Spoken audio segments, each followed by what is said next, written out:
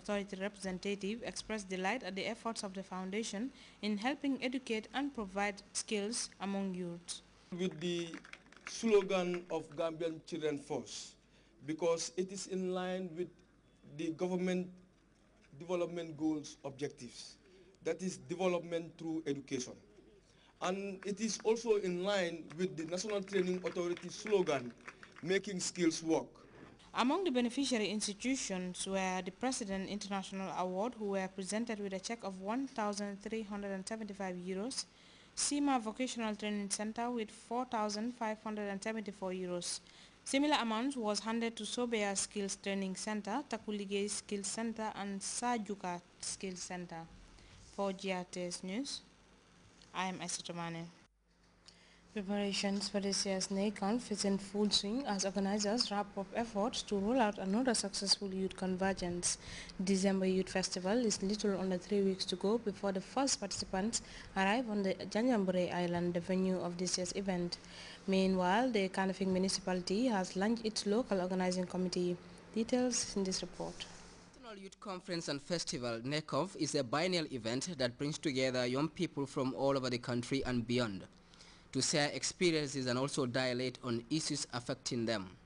According to Bakari Baji, Youth Councillor in the Kanifing municipality, the forthcoming NACONF will have 5 broad activities, including a youth conference, cultural performances and sports.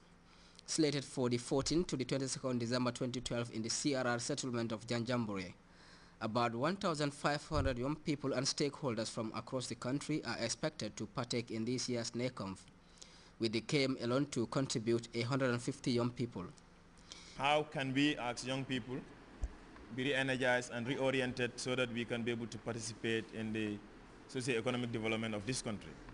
And that is why we have a theme which is directing and reorienting youth participation towards the productive sector of the economy.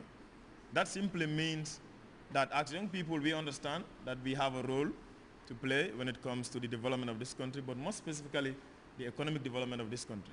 The mayor of the Kanifing municipality, Yankuba Koli, who delivered the launch statement, expresses satisfaction with the performances put up by the youth in the previous NACONFs.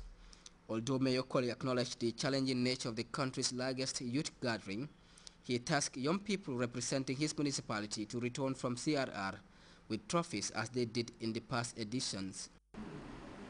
We still see ourselves as the best in anything, that we are the pace setters, that whatever we are into, we want success. We don't see it whether it is small or big. All our mind focus onto victory.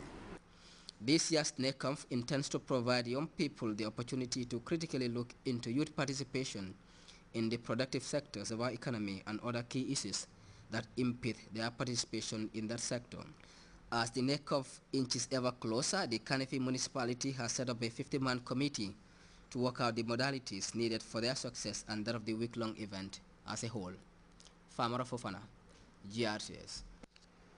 The Minister of Youth and Sports has called on Gambian youths to follow in the footsteps of retired Gambian footballer and prominent sports administrator George Gomez, who authorized a book which captures the glorious history of Gambian football. Minister Aliu Jame was speaking at the launch of the book titled The Milestones of Gambian Football. Babuka Senghor reports. It is a carefully choreographed event marking the launch of the book authored by George Gomez, a former Gambian footballer. The book titled The Milestones of Gambian Football is the first historical collection on Gambian football. The launching, which gathered family members, men and women in football, footballers of the 50s and 60s, league and Nawetan players and members of the under-17 female team, marked another step in the drive to revisiting Gambia's football history. The author, who is no stranger to Gambian football, having played for the national team and also served briefly as GFA president in the early 90s, says he was elated to come up with this collection. The book illustrates a pictorial collection of Gambian teams of the yesteryears, those that form part of the successful under-17 championship, among a host of others. The Youth and Sports Minister was on hand to witness the launch of the book. Aliu Jame was full of praises for the author, whilst urging Gambians to follow in his footsteps. George Gomez.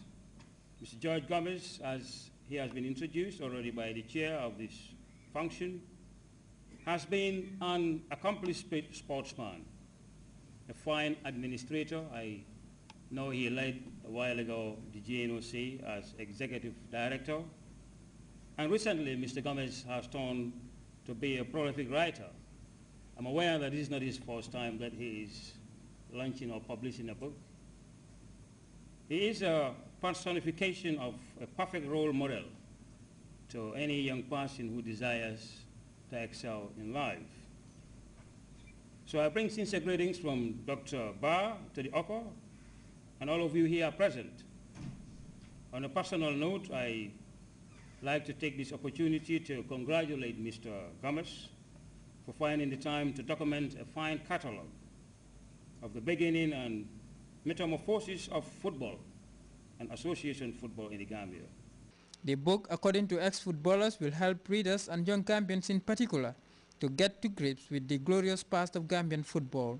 For George Gomez to really come up with a book of this nature, I think we all have to say bravo to him.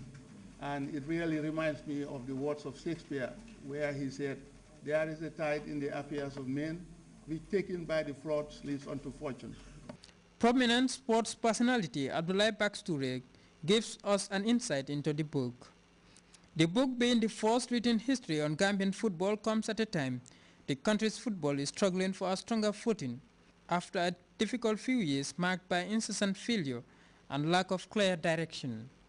For Grts News, this is Babukar Senghor. Well, time now to take our first break. When we come back, we'll look at news beyond our borders. Stay tuned.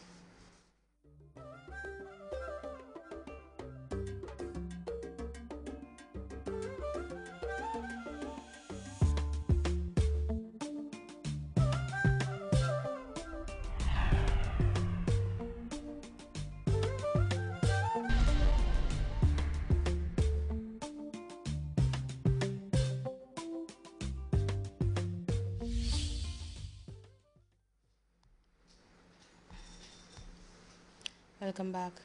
The conflict between Hamas and Israel has pushed Syria off the headlines, but the conflict still rages on.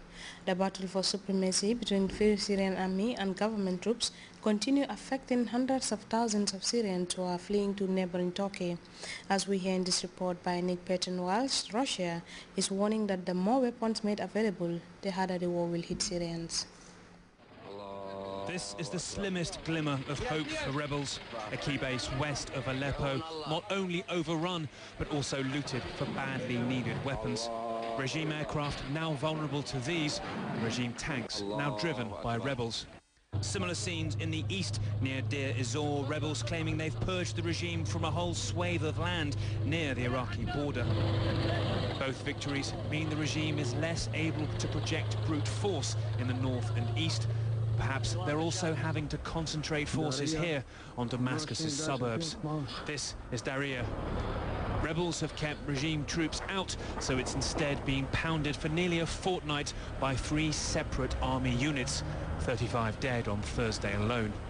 But that didn't stop this unusual outburst in the capital's very central old market. Women in wedding dresses demanding an end to military operations, discreetly filmed. They were soon led away by uniformed men.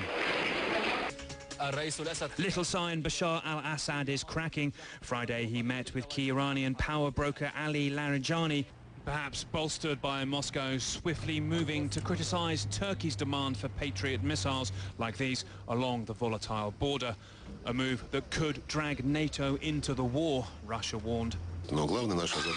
As I already said, the main concern is that the more weapons there are, the greater the risk that they will be used. And also, any provocation could trigger it. Winter will be unkind to the regime and its opponents. More refugees, these in Turkey, will struggle in freezing temperatures. But worse weather will also make it harder for the regime's main advantage, air power, to fly. The hardest months for Syrians may still be ahead. Nick Payton-Walsh, CNN, Beirut. Demonstrators filled the streets of Cairo and beyond on Friday to protest against what critics say is a power grab by Islamist President Mohamed Morsi. But Morsi is standing his ground that the move